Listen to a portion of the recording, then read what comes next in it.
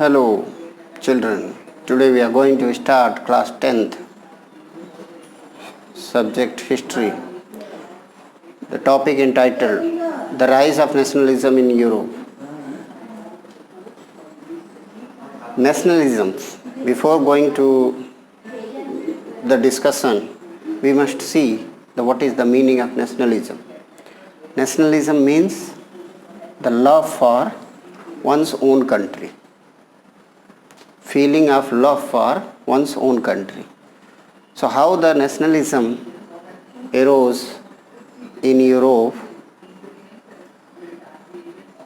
what all factors were responsible for the nationalism in Europe.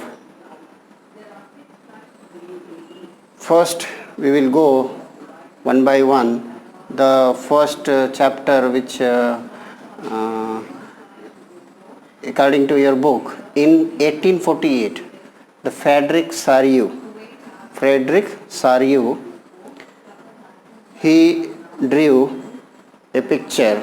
He was the French artist and prepared a series of 4 prints which visualized his dream of a world. Democratic and social republic. So democratic, already you have learned in earlier class. The people choose their representatives through the universal adult franchise. So Frederic Sariou, who drew the picture, and his dream was to establish the democratic and social republic state. So we will see in figure 1, the people of Europe and America, men and women of all age and social classes, and America, men and women of all ages and social classes marching in a long train. You could see that how they are marching in a long train, and this figure starts from here and they are marching in a long train and offering homage to the Statue of Liberty. Here is the Statue of Liberty, and the Statue of Liberty was personified in female figure. She took a torch of enlightenment in one hand and the Charter of Right of Man in another hand. On the earth, a part of image, on the earth you can say here, on the earth, the part of image lie a shattered remain of a symbol of absolutist. Absolutist means a form of monarchical government that was centralized, militarized and repressive. So you can see on the ground this absolutist institution which was shown here, but on the in this figure we can see that long people in the long chain marching towards the Statue of Liberty. Statue of Liberty has taken torch of enlightenment in one hand and the another hand the rights of the man, and also the utopian vision of Sariou was that the people of the world are grouped as different nations identified through the flag and national costumes. The utopian view was also there which was drew by the Frederick Sario, and all the angels, messengers, and the goddesses, they were blessing over this scene after seeing this scene. So this picture of democratic and socialist republic, which was drew in mid of the 19th century. Mid of the 19th century means you can say 1848, which was drew by the Sario, and we will see the first, at that time the United States and Switzerland were the nation states.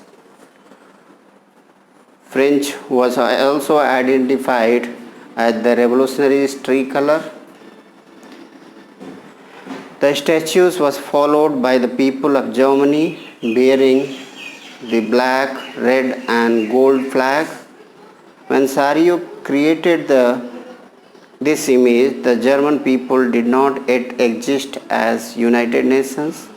The flag they carry is an expression of liberal hope in 1848 to unify the nation states under a democratic constitution. So we have seen in the picture the dream which most of the countries of the world they got in mid of the 20th century or last year of the 20th century, which was think before during the 19th century by the Frederick Sario, and he was the French artist.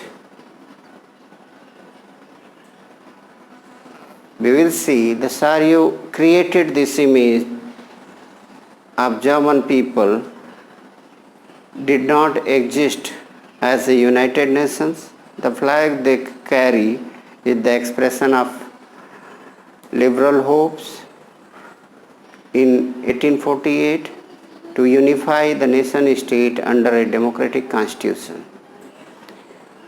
Following the German people are the people of Austria, the Kingdom of Two Sicily, Lombardy, Poland, England, Ireland, Hungary and Russia. From the heaven the above Christ sends angel gazed upon the scene. So all the Christ sends angel, they were blessing on the scene which was drew by the Frederick Sario, who was the French artist, and they have been by the artist of to symbolize fraternity among the nation. So this picture also shown the fraternity among the nation of the world. Many issues visualize the Sario in figure 1. During 19th century, nationalism emerged as a force which brought changes in political and mental world of the Europe. The concept of and practice of a modern state in which a centralized power exercises supreme control over a clearly defined territories had been developing over a long period of time in Europe. Majority of nation state came to develop a sense of common identity and shared history. So this chapter we dealt various processes through which nation states and nationalism came into being in 19th century Europe. We have seen that how the Frederick Sario, who imagined in the mid of the 19th century, and his idea was to establish the democratic and socialist republic institution in Europe. So after seeing and also he had shown the fraternity among the nation in his picture, and universal declaration of the man rights, which was shown in his picture. And the mother, the picture which was drawn in the sea figure. Sea means, as you know, sea has the bearing capacity. As you know, sea is just a mother. We can say that our mother, earth, which could give everything but never ask anything from us. In the same way, the Frederick Chariot, he was the French artist. He also aimed or think of that. And today we are enjoying the freedom and all the human rights which was given by the government. We will see in section A the French philosopher Ernest Renan, which is given in your book. What is nation? He had given the definition of a nation. What is nation? Nation is formed by language, race, religion, or territory. A nation is the culmination of long past of endeavors, sacrifice, and devotion. A heroic past, great man, glory in the past. So he had given the idea of the nation, that nation is established on the basis of common language, race, religion, and territory. And nation state existence is a guarantee of liberty. So any government, any nation state which gives guarantee of liberty to its citizen, which would be lost if the world had only one law and only one master. So this imagination which was earlier or long ago in the mid of the 19th century. So we can say that even if one master and one law, that would definitely harm the society. So his imagination, Ernest Renan, who was the French philosopher, his imagination was to change of government frequently, time to time, so that the system could remain on path. And its existence, he further said, its existence is a daily plebiscite. Plebiscite means direct vote by which all the people of a region are asked to accept or reject the proposal. So today in our democratic world, we are also choosing our government. We are also, our laws are being passed through our representatives. The same, the daily plebiscite means direct vote by which all the people of the region are asked to accept or reject the proposal. So everything was there on majority, and that ideas of French philosopher Ernest Renan, he had given the what is a nation.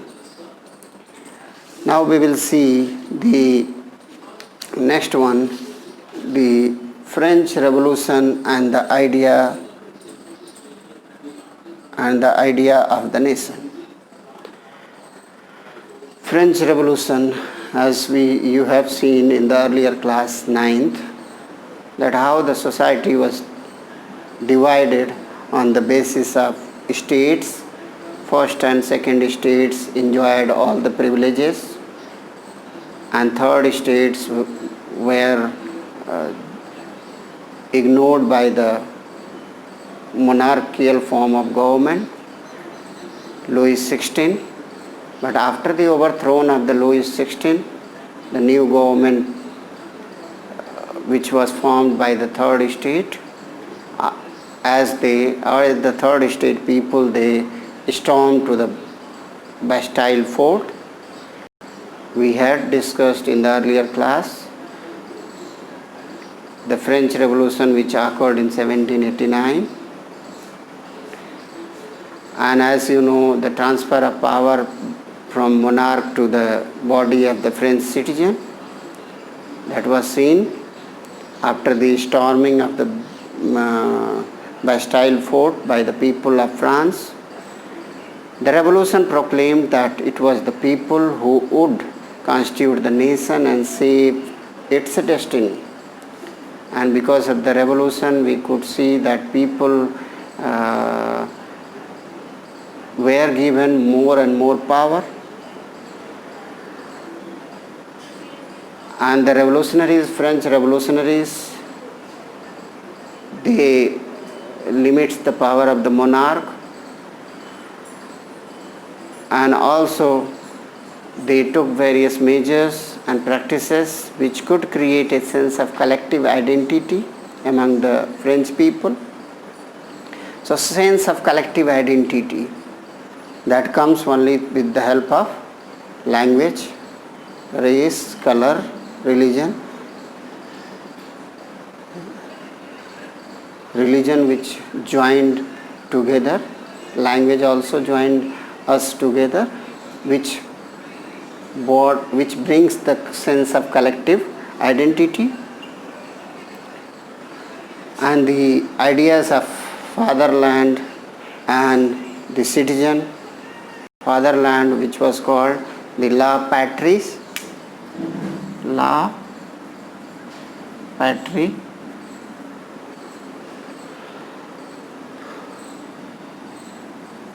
fatherland,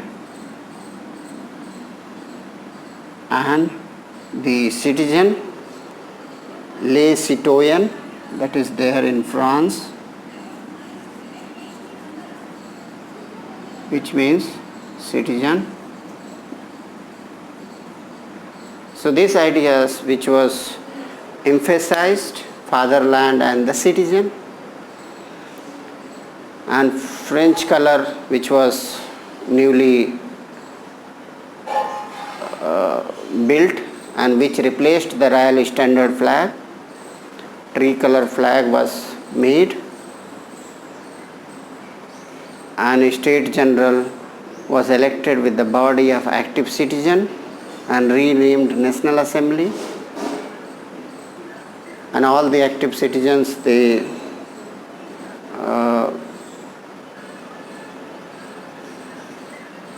were elected by the state general, and the state general was renamed itself as a National Assembly.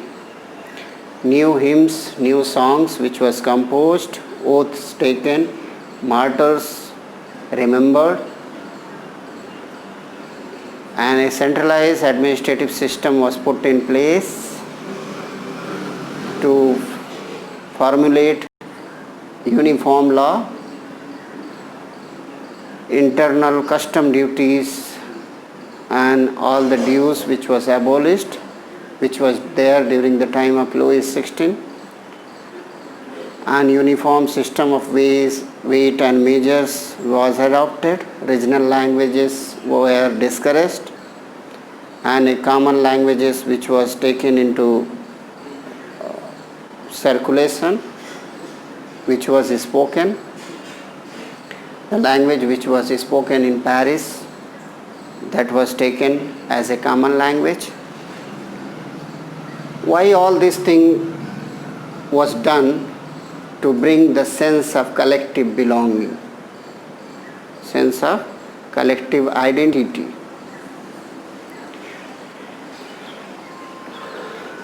And it was the mission of the revolutionaries to remove all the people from the clutch of despotic ruler, Louis XVI.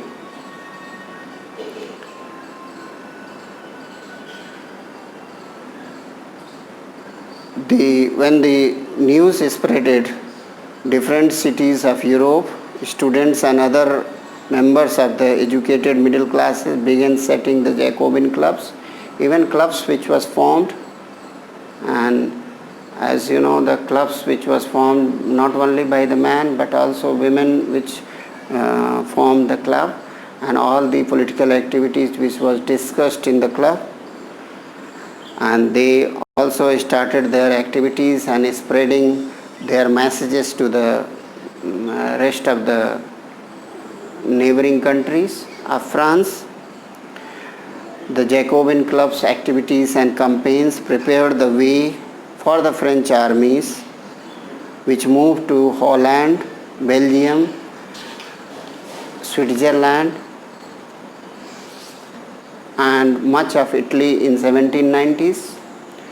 So all these places, the message which was spread by the Jacobin clubs, or you can say the army, which took their message to the Holland, Belgium and Switzerland, neighboring countries of France. And due to with the outbreak of the wars, the French army began to carry the ideas of nationalism, not only in France but also abroad.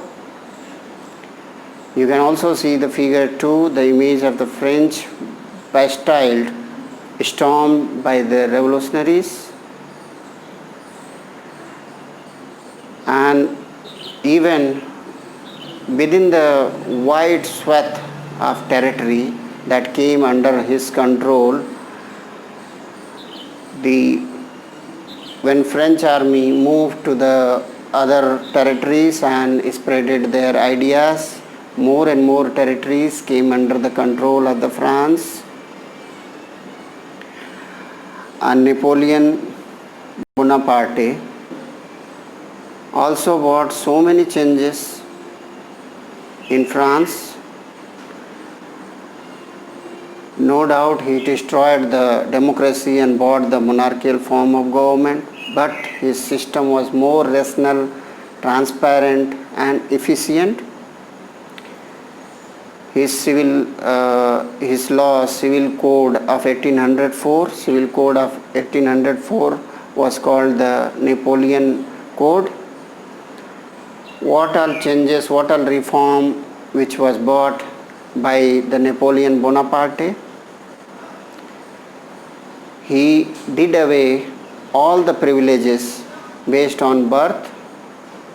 As you know, it was there during the time of monarch Louis XVI. The first and second estates enjoyed all the freedom by birth, and also he established equality before law. He secured the right to property.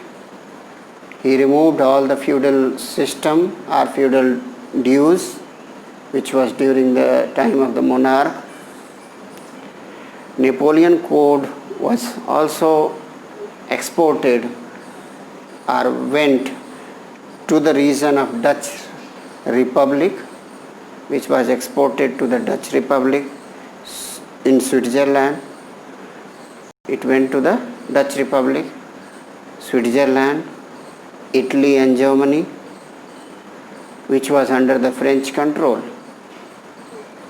So wherever the control of the French was there, the Napoleon Code or Napoleon ideas which was spread everywhere. Napoleon abolished dues, all the dues, removed free all the peasant from serfdom. Serfdom means slavery, and all the manorial dues which was removed by the Napoleon Bonaparte. In the town, guild restrictions were removed. Guild means trade. The trade restriction, some restrictions which was imposed on the traders. So guilt restriction which was removed, all people like peasant, artisans, workers and new businessmen expressed a newfound freedom. So, and people were free, new freedom. Now they understood what was freedom, and they also could realize the uniform law, uniform weight and measures, and a common currency would facilitate movement of goods and services. Common currency which was bought. Initially, many regions like Holland and Switzerland and the city like Brussels, Mainz, Milan and Warsaw.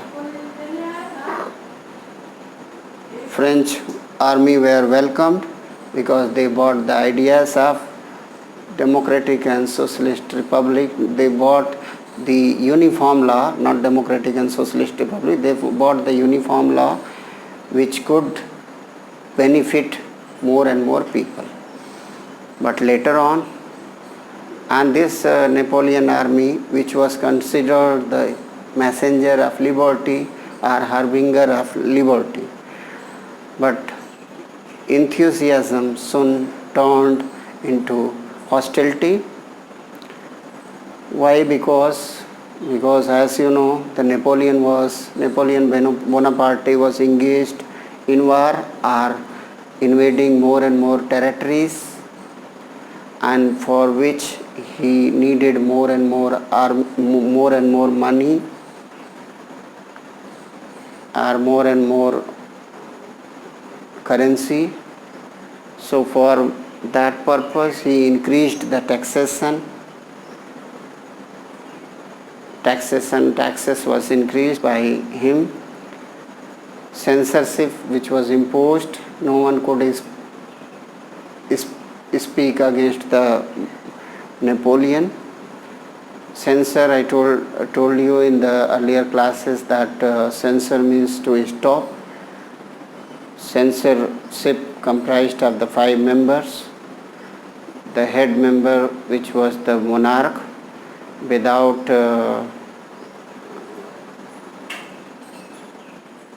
if any written material which goes to the newspaper, that would pass through the censor board. So censorship was imposed. Forced recruitment was also there. Forced recruitment in the army by the young youth. So forced recruitment into the French armies, required to conquer more and more territories of Europe, and all seem to overweigh the advantage of administrative changes. So because of all this, the Napoleon Bonapartes were not succeeded in his attempt because of the increased taxation, censorship, forced recruitment into the French army, to require to conquer the rest of the Europe. So you could also see in figure 3, the Europe after the Congress of Vienna in 1815. Figure 4, you could also see the planting the tree of liberty in Germany. And figure 5, which discussed the Napoleon as the Napoleon is represented as a postman on his way back to France after he lost the Battle of Leipzig in 1813. So Napoleon was as a postman or harbinger of liberty. So this picture also you could see in your book. So next section, making of nationalism in Europe, we would discuss in the next class. But what conclusion we have seen in this picture, that how the monarchical form of government which was removed, and power comes in the hands of the people, and or you can say power comes in the hands of the National Assembly or third state people. And National Assembly brought so many changes, and which also brought the equality among the people. Many people got the right to vote, and at last we also have seen how the Napoleon Bonaparte, who brought number of changes. No doubt he had changed the democratic rule into the monarchical form of government rule, but in spite of that, people loved him as like anything. But soon the people became hostile against the Napoleon Bonaparte. Why they became hostile? Because of the increased taxation and censorship and forced recruitment in the army. So this was we had discussed in the first chapter. Thank you.